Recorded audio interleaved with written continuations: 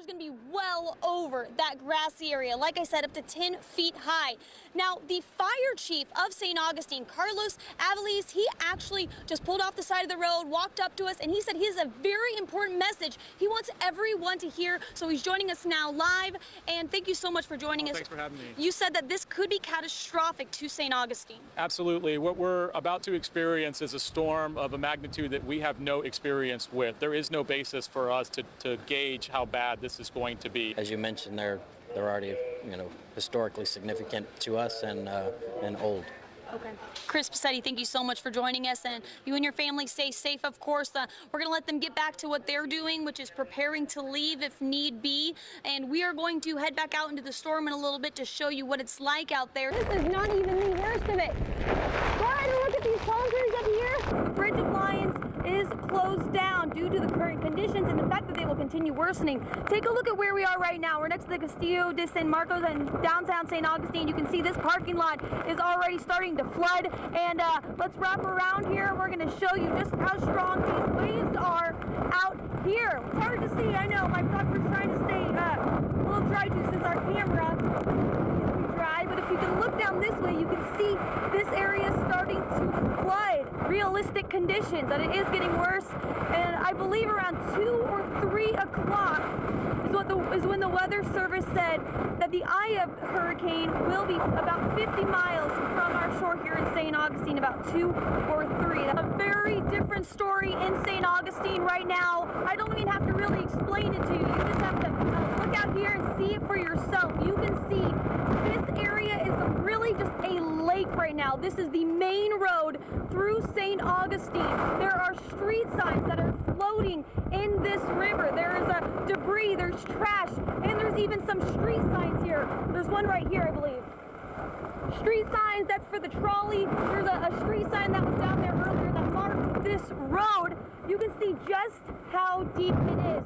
After this, we are going to move to higher ground and get shelter. And if you look out further, I want you to see the bay is overflowing here. Look at the palm trees. The wind is so powerful. The marina right behind us, the boats are rocking back and forth. Of course, we have not even seen the worst of it yet, and I've still even seen some cars come through here.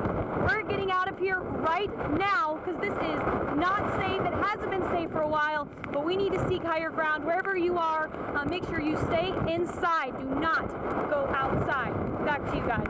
Right now, we're actually parked in a car wash at a gas station off State Road 16, but I want to show you just about anywhere you go, you can see damage around St. Johns County. You can see this massive tree pulled over here, and I don't know, Ken, if you're going to be able to make your way around here or not, but the roots, if you can see, the roots are pulled all the way up like this up here, and it's falling that way. Over here, exact same story. Luckily, this tree doesn't seem to be big enough to have damaged this roof here of the Daly's Shell gas station. Good morning. We really want to show you a before and after right now. We've moved down to downtown St. Augustine along the bayfront, and I want to show you where I am right now compared to I was in this exact place yesterday, and let's go ahead and take a look at that video. This is video I took yesterday afternoon, and you can see this is right when that bayfront in front of us here, we're right in front of the St. Augustine Marina. It was just overflowing from that storm surge, and that water was rising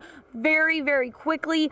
We went out actually to the marina this morning to check on those boats. That's something we were concerned about yesterday because a lot of the boats are owned by people who actually live out of town, and we're not able to get to the boats and remove them from the marina. And those waves were so choppy, mixed with that storm surge yesterday.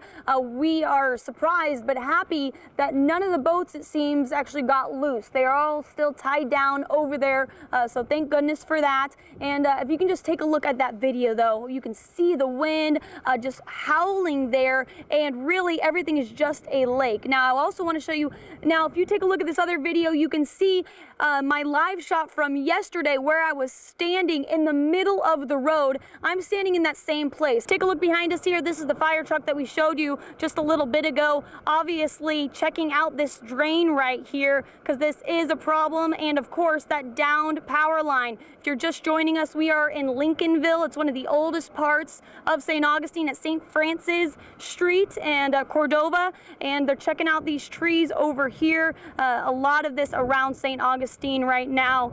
And excuse me, sir, have you made sure, is anyone in this home? Have you seen if they're okay, if they evacuated? You're not sure? Are you? What is the plan right now? What are you guys going around doing? The plan right now is to clear the streets enough to make it safe for FP&L to come in, start trying to restore power, make marks of down power lines, trees that are in the way. We're going to try to cut them up as much as possible.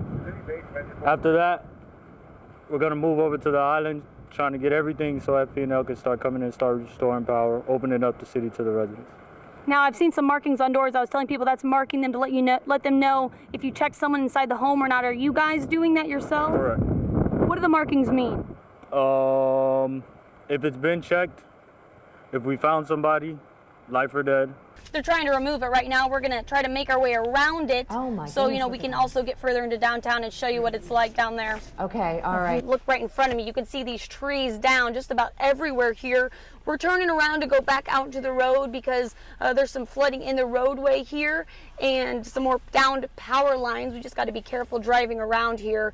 And then we're eventually going to make our way back over to downtown St. Augustine. We wanted to follow up with this massive tree here that we showed you earlier this morning. We're just off Valencia Street, and you can see just how big this is. It was uprooted during the storm here in St. Augustine yesterday, and utility workers have been out here actually all morning trying to work on this. They cut off most of the branches that were actually extended over the street. I spoke to the family who lives here, and they told me actually this tree is about 60 years old, and it was at its maximum lifespan, so it didn't have a much strength to hold into the ground during those high wind gusts yesterday. Of course, they are okay, most importantly, so I made sure of that. They're okay inside. They have some other trees around the property that were kind of chopped up during the storm. You can see one up there. We're gonna keep an eye on the roads for you and all around St. Augustine.